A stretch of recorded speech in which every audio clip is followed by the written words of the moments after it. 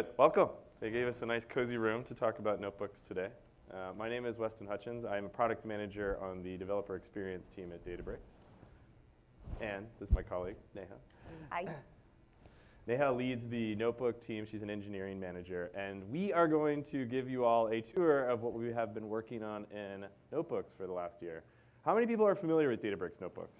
Do we use them all the time? Good. This is an intermediate session. We can jump right in. I had some slides that were sort of an overview. Oh, the clicker won't work. I'll just do it from here. Yeah, all right. Safe harbor stuff. We got that. Why is becoming data-driven? Why is becoming a data-driven company such a challenge? And this is really sort of the big problems that we hear from a lot of customers. One is data sprawl is everywhere. We have many different data types. They're all governed by different ACL policies. You never really can rein in control of where your data is across your organization. But I think furthermore, all these teams are using different tools. So we see people that are using different tools for data storage, different tools for the governance and the catalog that sits on top of them, different tools for their querying. So SQL or building actually Jupyter notebooks on top of it. And then finally on the BI dashboard layer. And this makes it really hard to collaborate with other folks on their team. You always have to ramp up on new tools and technologies, but also it just makes it difficult to answer just business questions that you have. But hurdles are meant to be jumped. And really this is the promise of the Databricks Lakehouse. We want to make it so that you can store all of your data in a single place. Once it's in there, you can have consistent policies and consistent ACLs and governance across everything. But how do you access all of this data? This is really where the notebook shines.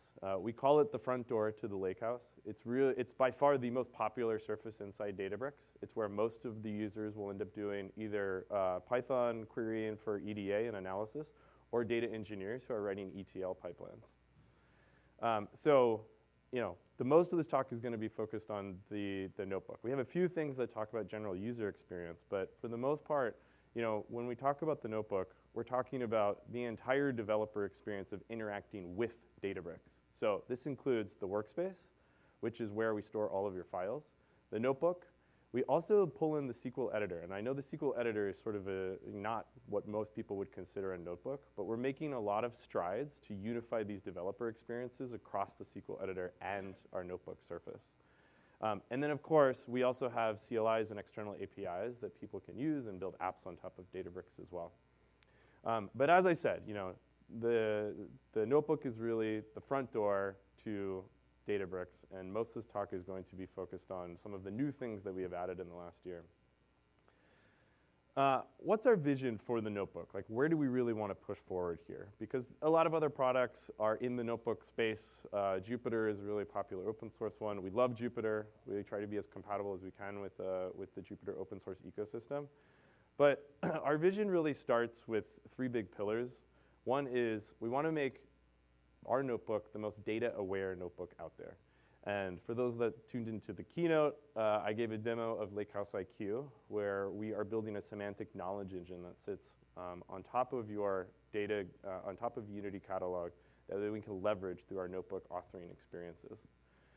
Second, we want to make you more productive in the notebook. And a lot of this is improving our programming ergonomics. So a big focus for us is bringing in your favorite IDE features and tools into the notebook. This is almost always our universal #1 ask when we ask customers of what can we add. They're like, oh, I want to see jump to definition, or I want to see editing improvements, or I want to see a debugger and all of those types of features. So we're going to give you a tour of some of those that we've added. And then finally, for people that are notebook veterans, our notebook has a bit of a dated look today. Like, we know that. We've been working really hard on streamlining our user experience across the notebook, but also across the rest of Databricks. We want to make sure that we have one consistent experience, no matter where you are working or authoring code or authoring queries inside of our product. So let's give a real quick overview of the notebook. It sounds like most of the people already know about this, but for anyone that hasn't experienced it yet, our notebook, it's a tool that allows you to go and write queries in Python code and do exploratory data analysis in Python, SQL, Scala, or R. It's collaborative, so we support co-editing with other people in your organization. If you join a notebook with another team member, they will see the little icon on the front. We have support for comments and other things there. We want it to be an authoring surface that your whole team can use. Compatibility is a really big, important piece of our notebook experience. We've been doing a ton of work to make sure that we can leverage all of the open source improvements and third-party libraries and tools that are popular in Jupyter and our open source counterparts. It is the perfect tool for visualization. So a lot of the demos we'll be showcasing are about generating graphs, writing queries, playing around with some data, getting in a notebook in a pretty decent shape, and then going and publishing them off to your team. It's adaptable, so you can bring your favorite open source Python tools and libraries into the notebook as well, or you can install any local libraries that you've built.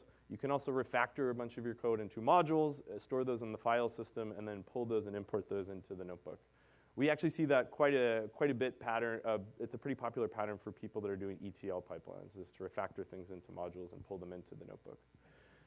It is reproducible, so we have support for revision history, and we also have support for Git control. So you can check these notebooks into Git, version them, and then if you ever completely mess up your notebook, you can always go back to a good, nice golden state. They are also schedulable. So once you get a notebook in a decent shape and you want it to run every night to maybe generate a new graph, it makes it really easy to click schedule in the upper right and run these on an automated timeline. And then lastly, it's enterprise ready. So we've been doing a lot of work to integrate all of our notebook experiences with the Unity Catalog. It shares the same governance capabilities and the same security policies that we use across all of our platform. OK, we're going to start with the fun stuff, the Databricks Assistant powered by Lakehouse IQ. I'll give sort of the preamble that Mate gave in the keynote, but like this is what we had been seeing. You know, every company comes in and they've been adding AI assistants onto their product. If they see, I think I see my inbox fills up with LLM assistants every single day across a wide variety of categories. And look, we're no different. We also see the value of having one of these tools in there. But the problem is that adding an LLM assistant doesn't always work that well. You get a lot of hallucinations. It doesn't understand your company's specific data, jargon, and structure. And a big piece of what we wanted to go and build with Lakehouse IQ is make it the smartest data-aware assistant out there for query authoring, code authoring, debugging, all sorts of other scenarios that you do every single day inside Databricks. So the example we talked about in the keynote, we use DBUs a lot internally to track metrics, but if you actually go and type this into any sort of assistant or like ChatGPT, it's not going to know anything about that. Similarly, the definition for Europe is unique for us compared to other companies. And then we talk about things like dates and quarters. Well, if we talk about fiscal years, our fiscal year actually starts in February, so it's always offset.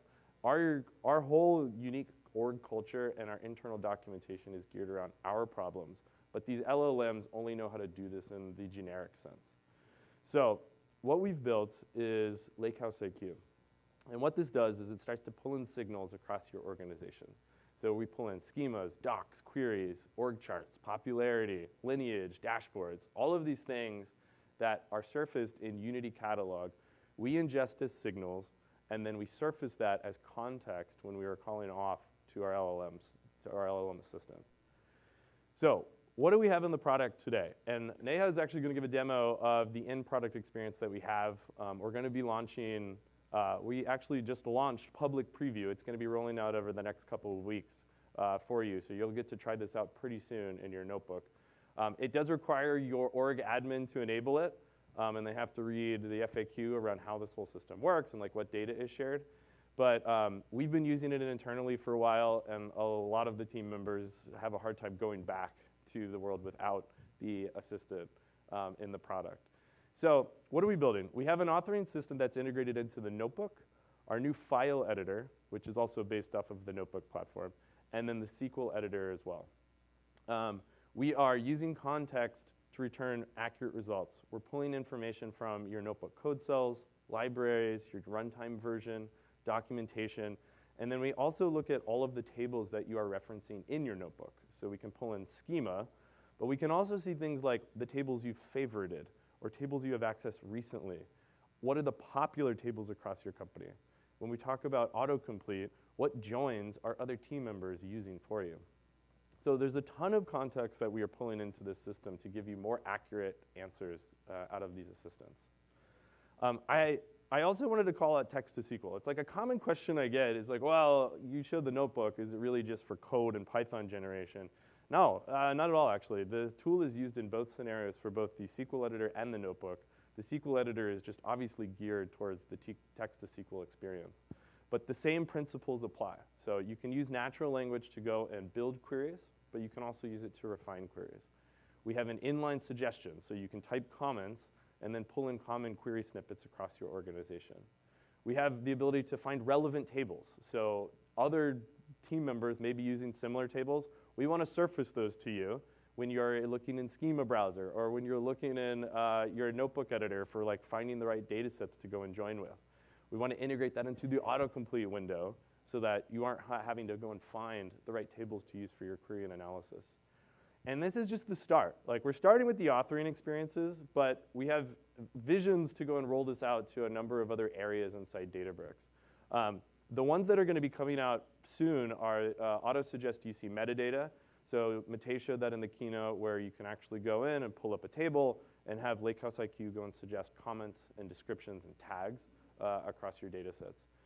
Dashboards is one that we didn't quite show off. It's a little early for that, but we do want to offer an iterative dashboard experience using these LLM tools as well. So you can start to use natural language to build charts and queries and refine those. You can do this with Python today, actually, in the notebook, and we'll probably put some samples out there of how you can actually use open source libraries to go and refine visualizations nice and easy.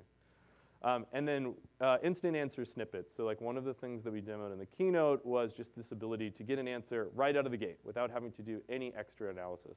Those are the types of scenarios that we want to enable for you so that we just spend more of your time focused on solving business insights.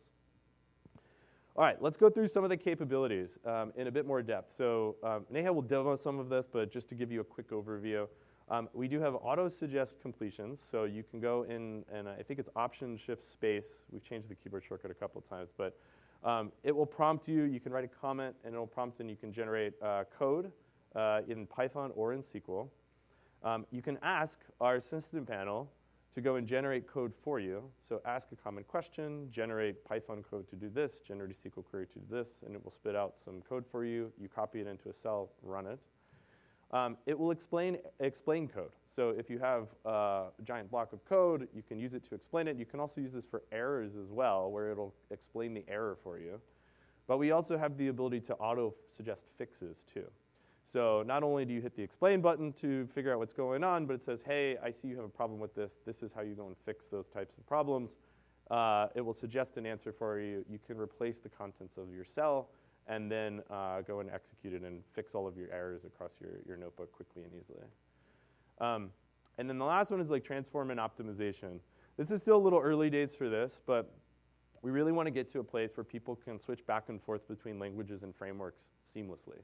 So one of the things we've been thinking about is SQL, going from SQL over to Python, but I think there's other scenarios too, like going from pandas over to PySpark or optimizing queries in certain ways.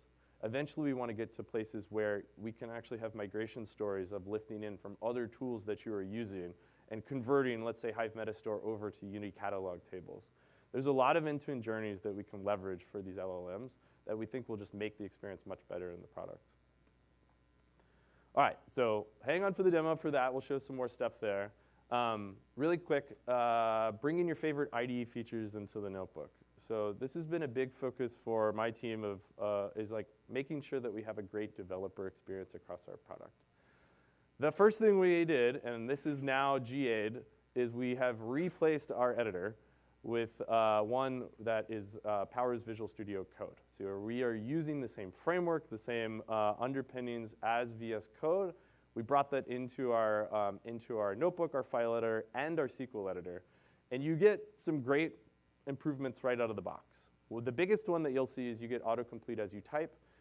We will power that autocomplete window and offer suggestions for autocompletions, including things like popular joins and popular tables across your company. You get a bunch of small quality of life things, code folding, multi-cursor and box selection, side-by-side diff and revision history, run selected text, where you can highlight lines of code and run it. But I think, like, to me, the biggest power of switching over to using the same editor that powers VS Code are all of the language server features that we can now build on top of. So one of the things that we're going to be rolling out is a language server that powers Python, R, and Scala across the product. We are building a language server that interacts with Monaco, which is the editor. We're adding features like go to definition, go to error, syntax highlighting, inline errors, quick fixes, auto import libraries, and more. For those that aren't familiar with the language server protocol, this is what Visual Studio uses to do things like refactor code across different files. So you can expect to see a lot more of these code refactoring features and enhancements into our notebooks over the next year. And then we have offered Python formatter as well. You can use Black to format your Python code. You can also customize this to your organization with some configuration files as well. Debugging features. So we heard loud and clear, one of the biggest feature requests that we've received on the notebook team is making it easier to find and fix bugs across your code. So we've added some new enhancements. We have a new variable explorer panel in the product. It allows you to see values in your Python REPL. You can explore them, see data snippets. You can inspect a data frame by pulling that data frame into a notebook cell and then using our data grid to actually go and filter and view the different columns in there. And then we've also added support for stepping through your code with Python Debugger PDB. And then as far as production, we've been doing a lot of work on repos and improving our productionization story here. There's still a lot more work to go, but we want to offer a best-in-class experience for versioning and checking in notebooks and other artifacts across your company. So we've added support for sparse checkout. We've added things like conflict resolution, rebase merge, Git remote references. And then shortly, we will be offering support for things like private Git server access and OAuth and SSH support. The third vision for us is revitalizing our user experience in the product. So for those that have been in Databricks a while, navigation can be a bit of a chore. We have this persona switcher on the side. You have to switch between data science and machine learning and SQL and then data engineering. It's not always clear where you need to go in order to find the functionality. We have different home pages. It's really hard to figure out where things are across the product. But I think even more important, our user interactions can be different depending on where you are. This is just a symptom of a lot of different teams running very fast and building their own product surfaces. But we are really now in the business of unifying our experience across Databricks. Our goal is to offer one consistent experience across our entire product surface. Here are some examples of some of this work that we've been doing. First and foremost, I sort of mentioned our editor, that we are bringing our editor surface and unifying that everywhere so that you have the same keyboard shortcuts, the same menus and interaction models. But we've also been doing work on Databricks SQL and bringing that into our notebook experience. So we've unified our visualization library across these different surfaces. You now have support for SQL warehouses inside the Databricks Notebook. And this is in private preview or public preview. I think it's rolling out very soon if it's not out there already. And then you can schedule notebooks using SQL warehouses as well. We also are introducing a new results grid. So this is just starting to roll out to customers, but we are improving the results grid across both SQL and our notebook experience. We're going to continually enhance this to offer more power so you can sort, filter, search across your data sets inside your notebook and your editor surfaces. And then we've also been doing a lot of work on unifying our navigation UI. And Neha will show this a bit, but we've got rid of the persona switchers.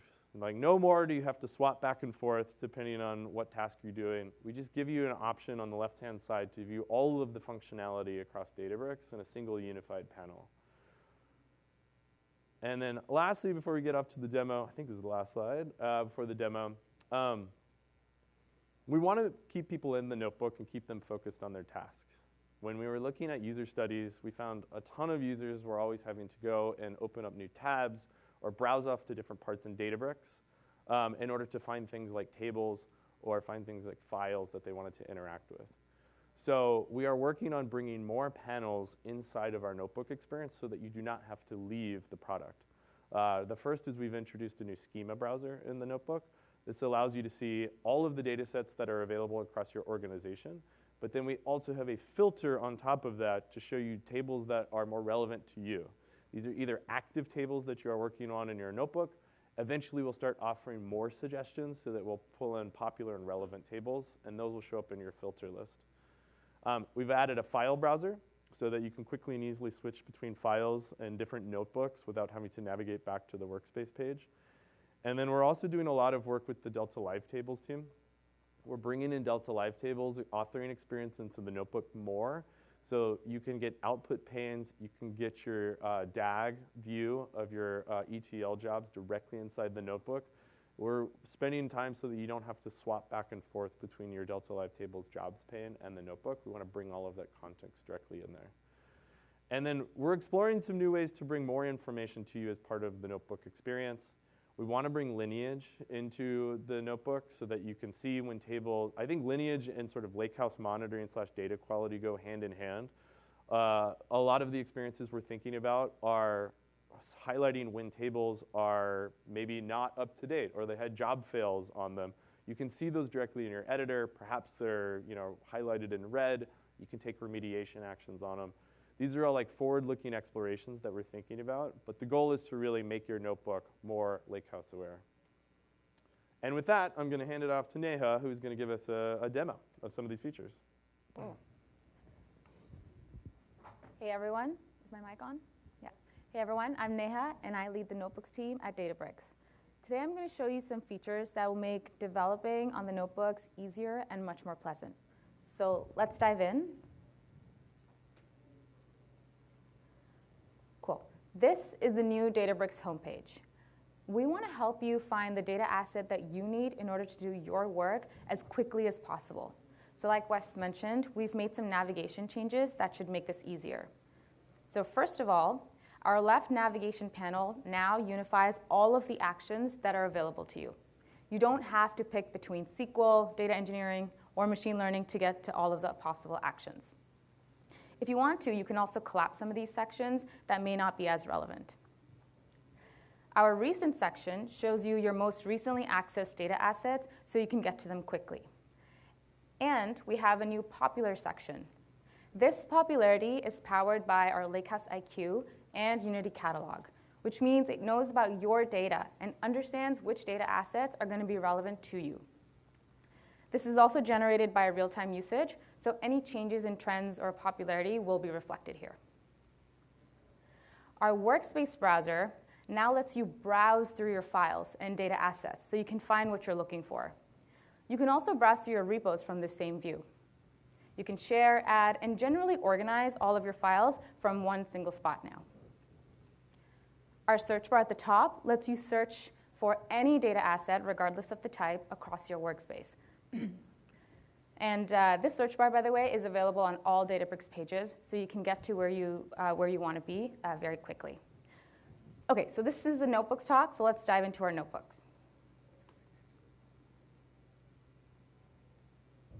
All right, so I'm a big fan of Netflix, and I've noticed that I've been watching more shows than movies lately. And I was curious to see how the trends between shows and movies has evolved. So I preloaded a Netflix titles table that will hopefully give us this answer. So let's take a look. And first, we're going to load our Netflix titles into a pandas data frame. So as Wes mentioned, this is going to be our new editor at play, which is the same open source one that powers VS Code. The first key benefit that you get is fast autocomplete as you type. Let's take a look.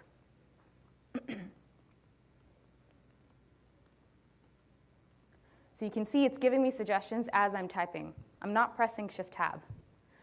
Our autocomplete is also Databricks aware, which means it knows about your data and will suggest the tables to you that are in your workspace.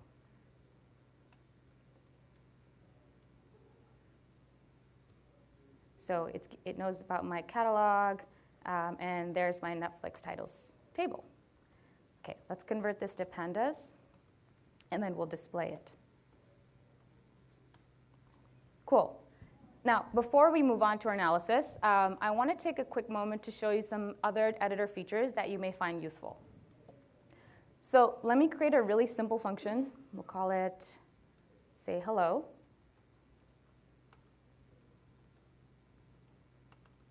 And we'll print hello.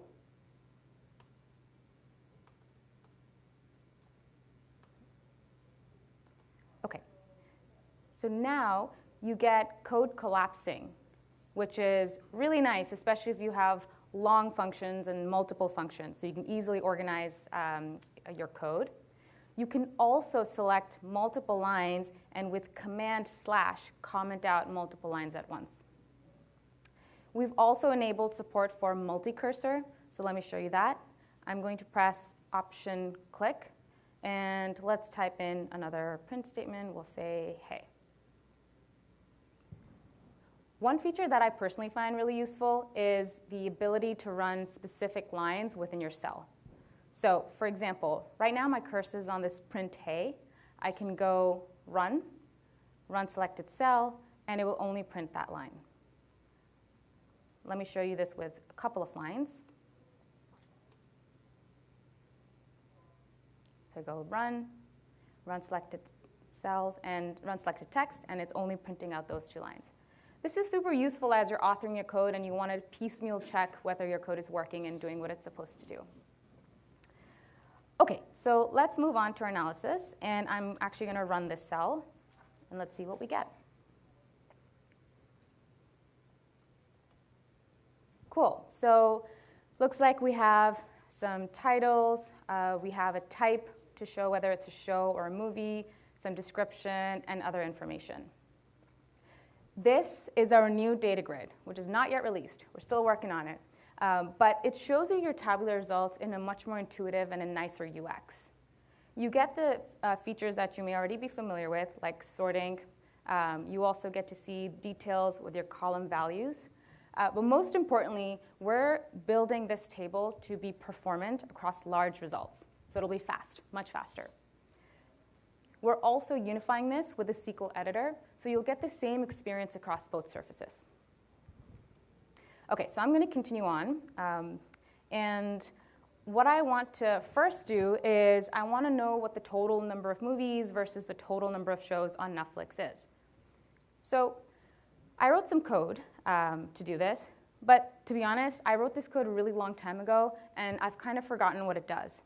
Now, instead of going line by line and piecing that together, I'm going to ask the assistant for some help. So I'm going to click on the assistant, and I'm going to ask, explain this code, please.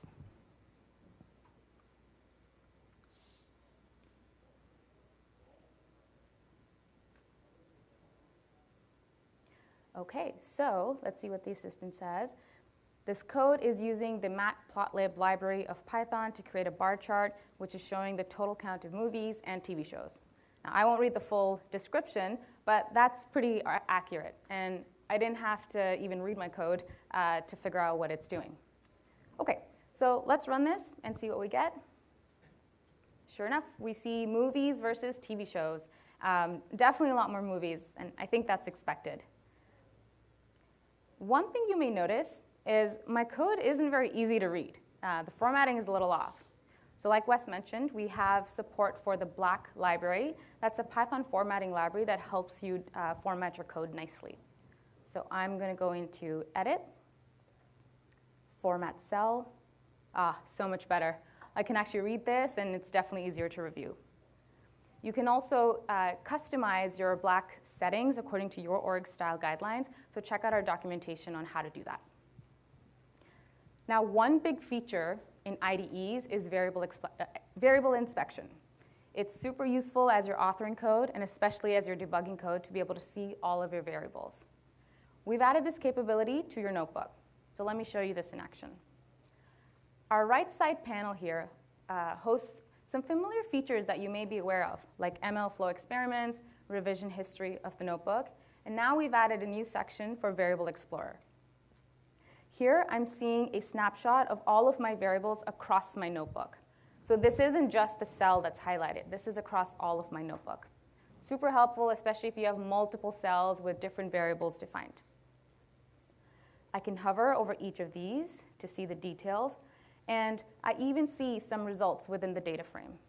Now, this is super helpful when you have a smaller data frame, but for large results, like this one, we also let you, with one click, explore this further.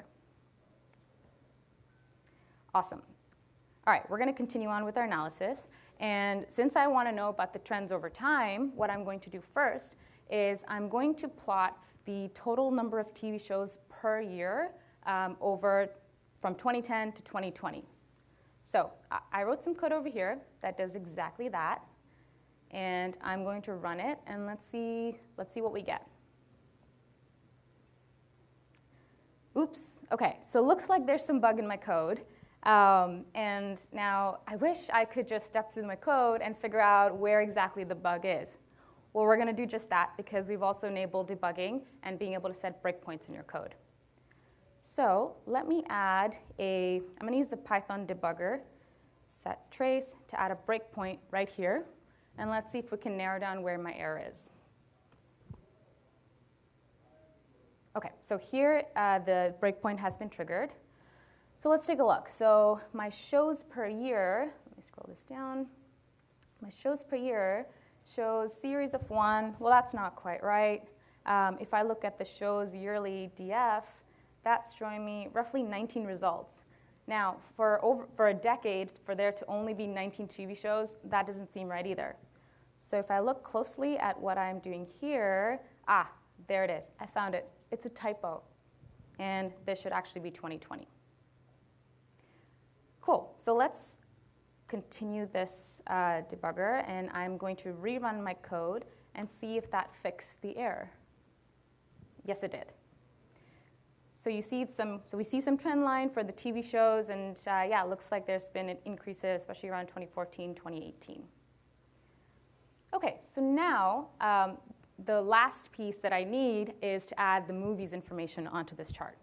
And so ideally, I want to add a line graph on the same chart to be able to compare TVs versus movie shows. So instead of writing this code myself, let's ask the assistant for some help. OK, so I'm going to ask the assistant that, hey, can you add the number of movies from 2010 to 2020 onto this line chart?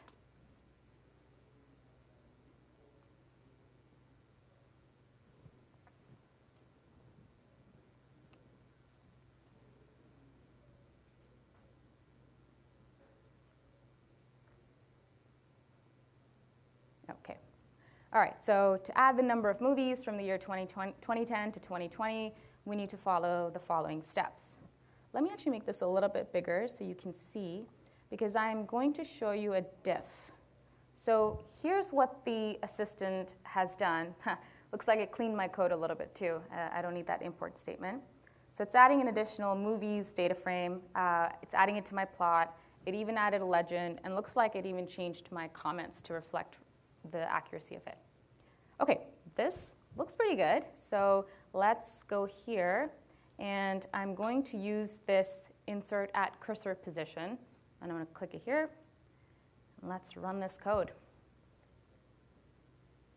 Cool. OK, so we see that here's our trend line for movies versus TV shows. And actually, quite interestingly, there does seem to be a slight decrease in movies since about 2019. Whereas TV shows are holding steady and maybe even slightly increasing. Cool.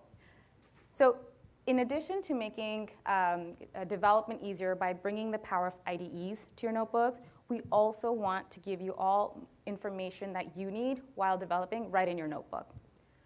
One example is we often get requests where users want to see a snapshot of their environment and understand what libraries are available on their clusters. Usually, you would have to go to the clusters UI page, which means stepping out of your notebook. So instead of doing that, we've now enabled another section on our right side panel where you can see all of your Python libraries that are installed on your cluster. You can also filter this to see those that are on your notebook, and any libraries you install will show up here along with the version number. On our left panel, we have the workspace file browser, which now lets you browse through all of your files that you may want to import into your notebook. So you can imagine oftentimes you may have some code modules that you've defined in separate files. Now you can see all of those that are available and bring them to your notebook. Our schema browser shows you all of the tables that are available. Usually you are working with multiple tables to do your data analysis, so you should be able to see all of the data that you can pull in. We also have a section that highlights the tables that are specifically referenced in your notebook that you're working on. So for me, that's Netflix titles. But again, usually you are going to be working with multiple tables, and even the tables you create, including temp ones, will show up here. So we hope all these features make developing at Databricks more intuitive and more fun. You can read about all of these features that I just demoed for you, plus more capabilities that we've enabled on our blog post. Thank you so much for listening, and I'm going to hand it back over to Wes.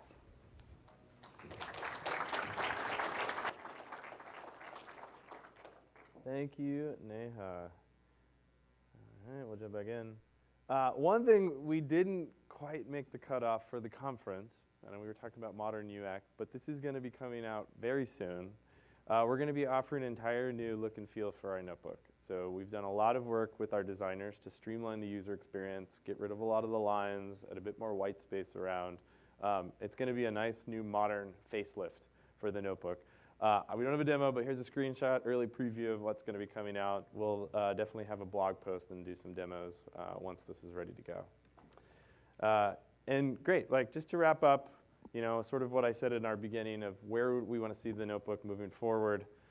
We want, obviously, we're going to continue investments into making our notebook more Lakehouse aware with Lakehouse IQ, offering the best data-driven notebook experience. We're going to continue to bring in more IDE features into the notebook to make you more productive inside that environment. And we are going to also be rolling out more and more user experience improvements so that we have a consistent experience across all of Databricks. And that's it. Thank you very much. Tell us what you think. Come up and ask questions afterwards. And thank you for your time.